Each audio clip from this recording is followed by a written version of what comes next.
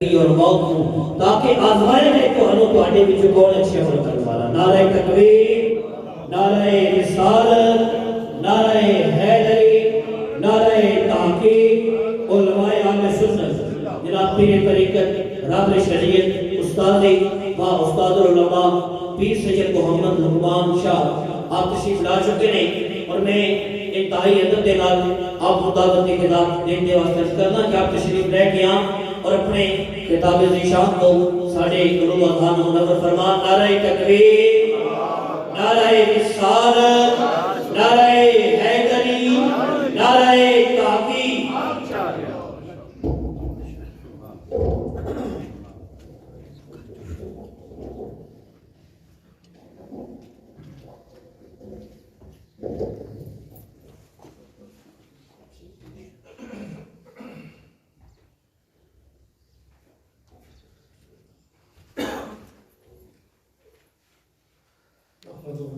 ونصلي ونسلم على رسوله الكريم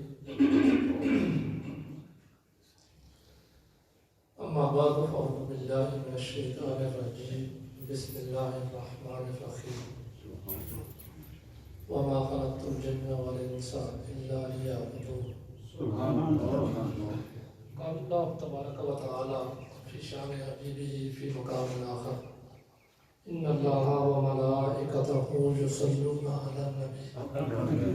يا أيها الذين آمنوا صلوا عليه وسلموا تسليما اللهم صل على سيدنا محمد وعلى آل سيدنا مولانا محمد وعلى آله وسلم عليه الصلاة والسلام عليك يا رسول الله وعلى آلك وصحبك يا يا رسول الله انظر علينا يا حبيب الله اسمك لنا إننا في بال أمن مغرق خذ أيدينا وسهل لنا إشكالنا سبحان الله بعد ذنب صلاة اللہ تبارک و تعالیٰ نے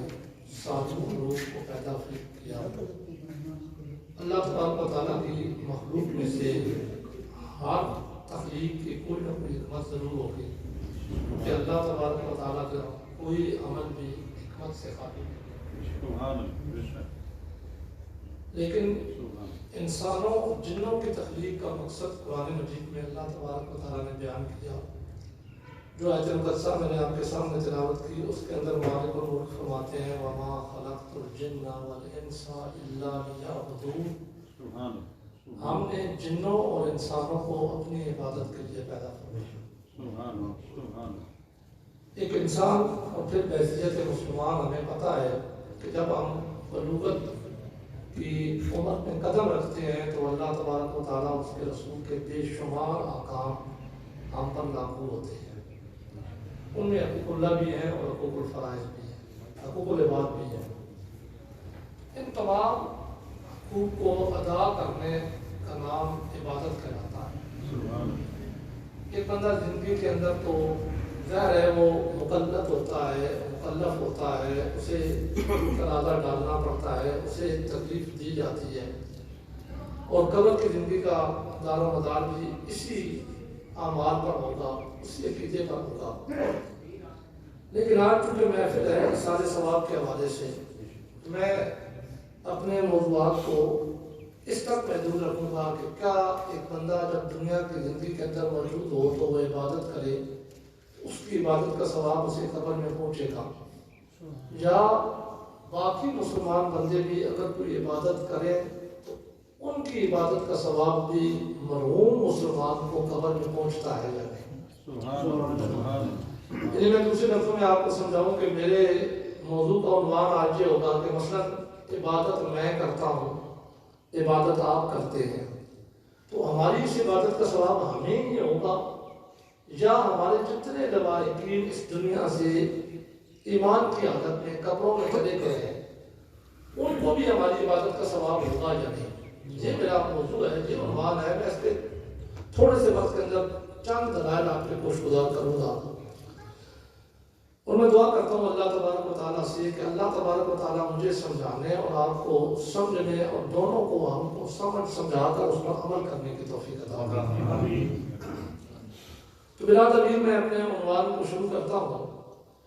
بحیثیت مسلمان ہمیں پتہ ہے کہ اللہ تبارک و تعالیٰ کی عبادت کی صرف 3 قسمیں ہیں۔ بندوں پر جو اللہ تبارک و تعالیٰ کی عبادت فرض ہے اس کی صرف 3 قسمیں ہیں، چوتھی کوئی قسم نہیں ہے عبادت کی۔ وہ 3 قسمیں کون کون سی ہیں؟ ان میں سے ایک قسم ہے کہ بندہ اللہ تبارک و تعالیٰ کی عبادت کے لیے تخلیق کیا گیا، تو اس عبادت کی پہلی قسم ہے بدنی عبادت۔ بدنی عبادت کی میں آپ کو مثال دے دوں، جیسے نماز پڑھنا یہ بدنی عبادت ہے کیونکہ بدن کو تکلیف ہوتی ہے۔ قرآن مجید کی تلاوت کرنا بدنی عبادت ہے، بدن کو تکلیف ہوتی ہے۔ روزہ رکھنا بدنی عبادت ہے، بدن کو تکلیف ہوتی ہے۔ اسی طریقے سے آج کی اس محفل میں میرا اور آپ کا آ کر یہاں پر بیٹھ کر سنانا یہ بھی بدنی عبادت ہے، بدن کو تکلیف ہونے کی۔ یہ عبادت کی پہلی قسم ہے بدنی عبادت۔ دوسری عبادت کی قسم ہے مالی عبادت، کہ جس میں بندہ اپنا مال جو کماتا ہے حلال ذرائع سے اسے اللہ کے راستے میں خرچ کرتا ہے۔ جب بندہ اپنا مال اللہ کے راستے میں خرچ کرے تو یہ بھی اللہ کی عبادت ہے اور اس کو مالی عبادت کہا جاتا ہے۔ اس کی مثال میں اگر آپ کو دوں، جیسے صدقہ فطر دینا، زکوٰۃ دینا، عشر دینا، عام نفلی صدقہ دینا، یہ مالی عبادت ہے۔ اب دیکھیں صدقہ فطر کماتا بندہ خود ہے لیکن وہ اپنا مال اللہ کے راستے میں دیتا ہے تو یہ عبادت اس کی بن گئی، یہ مالی عبادت کہلاتی ہے۔ اور تیسری قسم دونوں عبادتوں کا مجموعہ، مالی اور بدنی عبادت دونوں کا مجموعہ، یہ عبادت کی وہ قسم کہلاتی ہے کہ جس میں بندہ جب کوئی عمل کرتا ہے تو اس کے بدن کو بھی تکلیف ہوتی ہے اور اس کا مال بھی خرچ ہوتا ہے، دونوں چیزیں اس کی خرچ ہوتی ہیں۔ اس کی مثال میں اگر دے کر آپ کو سمجھاؤں تو حج اللہ کی خالص عبادت ہے، اور آپ کو پتا ہے کہ جو بندہ حج کرنے کے لیے جاتا ہے اللہ تبارک و تعالیٰ اگر اس کا حج قبول کر لیں تو حج کی وجہ سے ماقبل جتنے بھی بندے کے گناہ ہوتے ہیں سارے ختم ہو جاتے ہیں، وہ نئے سرے سے زندگی شروع کر رہا ہوتا ہے۔ تو حج کے اندر بندے کے بدن کو بھی تکلیف ہوتی ہے اور مال بھی خرچ کرنا پڑتا ہے۔ مکہ شریف جانے کے لیے بندے کو مال بھی خرچ کرنا پڑتا ہے اور وہاں جا کر صرف مال خرچ کر کے پہنچ گیا تو حج ادا نہیں ہوگا، بلکہ اس کے لیے مقام عرفات میں کھڑا بھی ہونا پڑے گا، اس کے لیے طواف بھی کرنا پڑے گا، اس کے لیے سعی بھی کرنی پڑے گی۔ تو یہ وہ عبادت ہے کہ جو دونوں عبادتوں کا مجموعہ کہلاتا ہے، یعنی مالی عبادت کا بھی مجموعہ ہے اور بدنی عبادت کا بھی مجموعہ ہے۔ اب یہ میں نے آپ کے سامنے تینوں عبادتوں کی ایک مثال دے کر آپ کو سمجھا دیا ہے کہ عبادت کی یہ 3 قسمیں ہیں۔ اگر کوئی بندہ چوتھی عبادت کی کوئی قسم بیان کرے تو شریعت مطالعہ میں کہیں نہیں ہے، یہ 3 ہی عبادت کی قسمیں ہیں۔ اب میں اپنے موضوع کی طرف دوبارہ لوٹتا ہوں کہ کیا ان تینوں عبادتوں کا ثواب زندہ بندہ اگر یہ تینوں عبادتیں کرے تو کسی مردے کو جاتا ہے نہیں؟ اس کی میں آپ کا مثالیں آپ کو پوچھتا ہوں۔ اہل سنت و جماعت کا عقیدہ یہ ہے اور یہی قرآن و سنت کے مطابق عقیدہ ہے کہ زندہ بندہ ان تینوں عبادتوں میں سے کسی قسم کی بھی عبادت کرے، عبادت زندہ بندہ کرے گا، یہ مطلب نہیں کہ اسے ثواب نہیں ہوگا، اسے بھی ثواب ہوگا، اور جس کے لیے کرے گا قبر میں اسے بھی ثواب ہوگا۔ اس کی میں مثالیں آپ کو دینا چاہتا ہوں تو ہر ایک کی ایک مثال دوں گا، لیکن ان مثالوں کو سمجھانے کے لیے میں پہلے آپ کے گوش گزار کرنا چاہتا ہوں کہ میرا اور آپ کا وہ مقام و مرتبہ نہیں ہے جو حضور علیہ السلام کے صحابہ کا مقام و مرتبہ۔ حدیث مبارکہ میں آتا ہے حضور علیہ السلام کے ایک صحابی تھے حضرت سعد رضی اللہ تعالیٰ عنہ، یہ وہ صحابی تھے کہ جب ان کا وصال ہوا، ان کا جنازہ اٹھایا گیا، حضور علیہ السلام ان کے جنازے کے ساتھ چل رہے تھے تو اللہ کے نبی جنازے کے ساتھ چلتے ہوئے آپ اپنا پورا قدم مبارک زمین پہ نہیں رکھ رہے تھے، صرف پنجوں کے بعد اللہ کے نبی جنازے کے ساتھ چل رہے تھے۔ صحابہ نے عرض کیا رسول اللہ صلی اللہ علیہ وسلم آپ کا یہ عمل ہم نے پہلے کبھی نہیں دیکھا، آپ پہلے بھی اپنے صحابہ کے جنازے کے ساتھ چلا کرتے تھے، یہ آپ کی سنت ہے، لیکن ہم نے کبھی پہلے یہ نہیں دیکھا کہ آپ اس طرح چل رہے ہو کہ اپنا پورا پاؤں زمین پہ نہیں رکھ رہے، آپ اپنا صرف آدھا پاؤں زمین پہ رکھ رہے ہیں۔ اس کی وجہ کیا ہے؟ تو حضور علیہ السلام نے فرمایا میرے یاروں میرے اس یار کے جنازے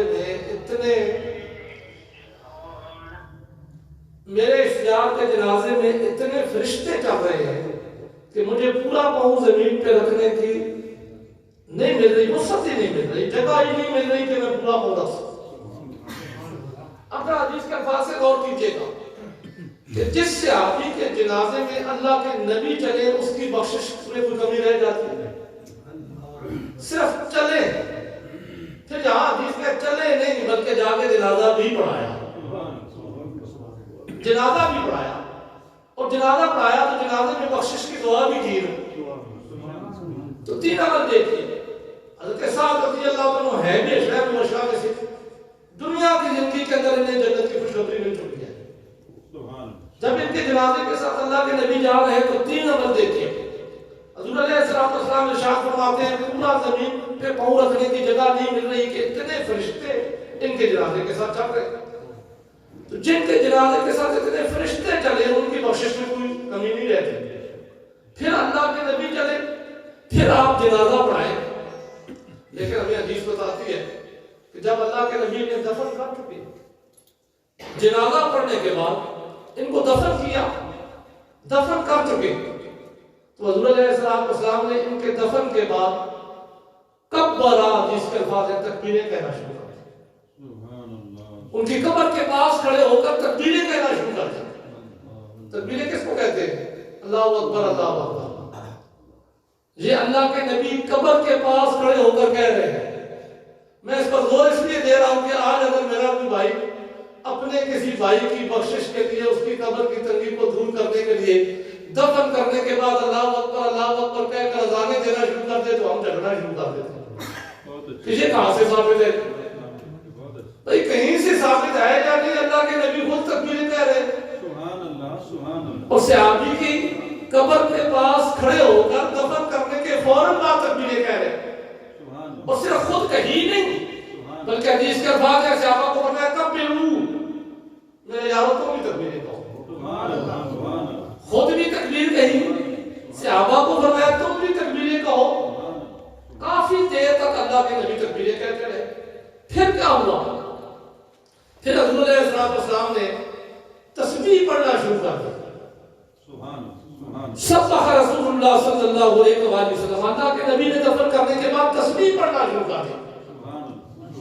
خود ہی تسبیح نہیں پڑھی بلکہ صحابہ کو فرمایا سبحوا، تم بھی تسبیح پڑھو۔ اب سارے صحابہ بھی قبر کے پاس کھڑے ہو کر تسبیح پڑھ رہے ہیں، اللہ کے نبی بھی تسبیح پڑھ رہے ہیں۔ پھر کیا ہوا؟ اللہ کے نبی نے اس کے بعد استغفار مانگنا شروع کر دیا، یعنی ان کی بخشش کی دعا مانگنا شروع کر دیا۔ پھر جہاں تک بھی بات ختم نہیں ہوئی اللہ کے نبی نے فرمایا استغفروا لاخیہ، میرے یارو تم بھی اپنے بھائی کے لیے استغفار مانگو۔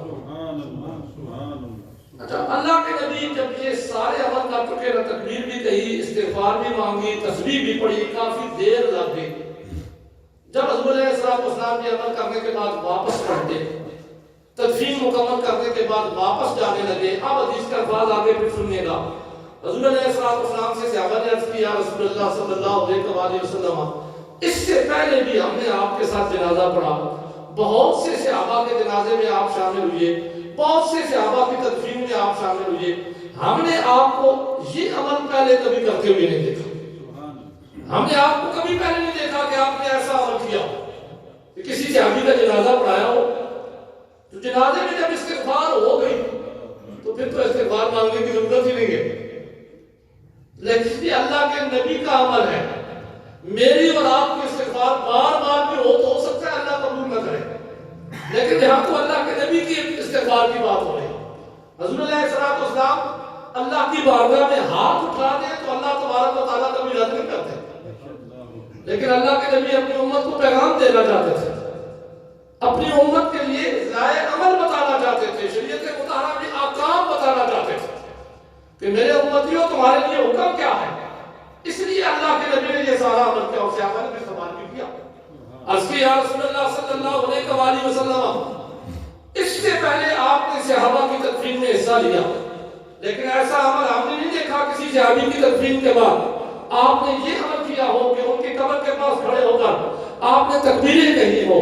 آپ نے تسبیحیں پڑھی ہو، آپ نے استغفار مانگی ہو اور اتنی دیر کھڑے ہو کر تسبیح کے بعد آپ یہ عمل کرتے رہے ہو، آج کیا وجہ ہے؟ تو اللہ کے نبی نے بتایا، اپنی امت کو پیغام دیا۔ میں نے پہلے آپ کے سامنے عرض کی کہ بڑی عظمت والے صحابی ہیں حضور علیہ السلام کا ہر صحابی جنتی ہے، کسی صحابی کے جنتی ہونے میں شک نہیں ہے، لیکن اللہ کے نبی امت کو پیغام دے رہے تھے۔ فرمایا میرے یارو، اس میرے یار پہ قبر تنگ ہو گئی تھی تو پتہ یہ چلا کہ اتنے اعمال والا اللہ کے نبی کا یار ہو کر قبر میں پہنچے تو قبر کی تنگی اس پہ بھی آ جاتی ہے، تو میرا اور آپ کا کیا حشر ہوگا؟ پھر اللہ کے نبی نے یہ بھی پیغام دیا امت کو کہ جو جتنا متقی ہو جب قبر میں جائے، میں تو اللہ کا نبی ہو کر دیکھ سکتا ہوں کہ قبر میں اس کے ساتھ حشر کیا ہو رہا ہے، لیکن میرے امتیوں تمہیں پتہ نہیں ہوتا، تو دفن کرنے والے کو دفن کر کے یوں چھوڑ کے نہیں آنا کہ اب ہمارا حق ختم ہو گیا، بلکہ اس کی قبر کی تنگی کو دور کرنے کے لیے تم نے عمل کرنا ہے، عمل تم کرو گے، قبر کی تنگی دور اس کی ہوگی، کیونکہ یہ تصویر اللہ کے نبی نے پڑھی تھی، صحابہ نے پڑھی تھی، اور اللہ کے نبی فرماتے ہیں اس یار پہ قبر تنگ ہو گئی تھی، ہماری تکبیریں کہنے کی وجہ سے اس کی قبر میں وسعت آ گئی۔ اللہ کے نبی نے یاد نہیں کہا کہ میری تکبیر کہنے کی وجہ سے وسعت آئی کیونکہ میں اللہ کا نبی ہوں، یا صحابہ تمہاری تکبیر صرف کہنے کی وجہ سے وسعت آئی، بلکہ پیغام دیا، فرمایا قبر میں آزمائش ہوتی ہے ہر امتی کی، اعمال کے مطابق کوئی ایک عمل اس کی، حدیث میں آتا ہے حضرت علیہ السلام نے، اب یہ بھی بخاری میں کثرت سے یہ روایت موجود ہے، اللہ کے نبی جا رہے تھے صحابہ کرام کے ساتھ چلتے چلتے، اب حدیث کے الفاظ پڑھنے لگا ہوں تاکہ آپ کی تشفی بھی ہو جائے کہ میں ویسے بھی اپنے پاس سے کوئی بات نہیں کہتا، میں بات اکثر یہ کرتا ہوں جب جس کا جی چاہے مجھ سے ان دلائل کو طلب کر لے، میں دلائل پیش کرنے کے لیے آپ وقت تیار ہوتا ہوں، میں بغیر قرآن و سنت کے بات کرتا ہی نہیں ہے، اس طرح واحجات باتیں جن کا شریعت کے ساتھ کوئی تعلق نہ ہو۔ اللہ کے نبی مر بقبرین، حدیث کے الفاظ ہیں، دو قبروں کے پاس سے گزرے۔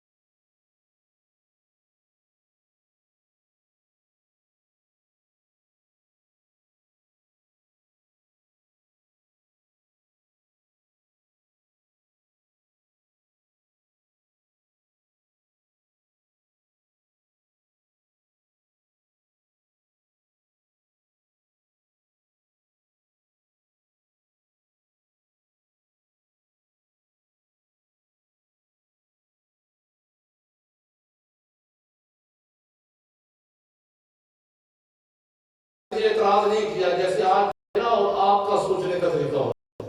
اور یہ قومی کے طریقہ بتاتے ہیں جی نہیں اس طریقے سے بھی کبھی سوچا کر صحابہ کرام میں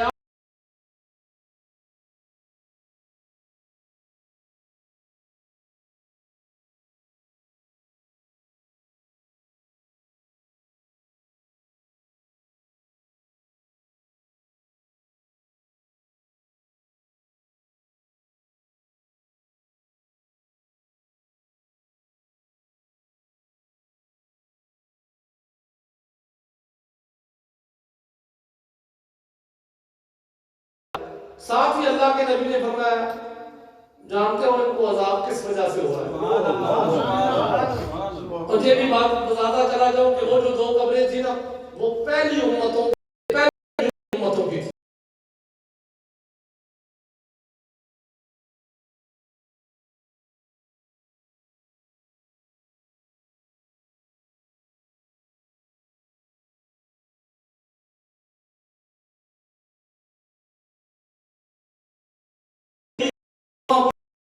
اپنے نبی کی شریعت پہ فوت ہوئے تھے لہذا تھے وہ بھی مسلمان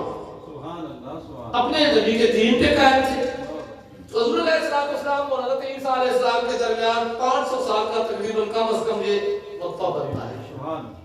تو اس سے پتہ یہ چلا کہ وہ قبریں 500 سال تو پہلے کی تھی اور 500 سال پہلے وہ لوگ زندہ دنیا کے اندر آ کرتے تھے تو اللہ کے نبی نے صحابہ کو مخاطب کر کے فرمایا جانتے ہو کہ کس عذاب کی وجہ سے کس گناہ کی وجہ سے عذاب ہوا صحابہ کہتے ہیں اللہ و رسولہ عالم یا اللہ یا رسول اللہ صلی اللہ علیہ وسلم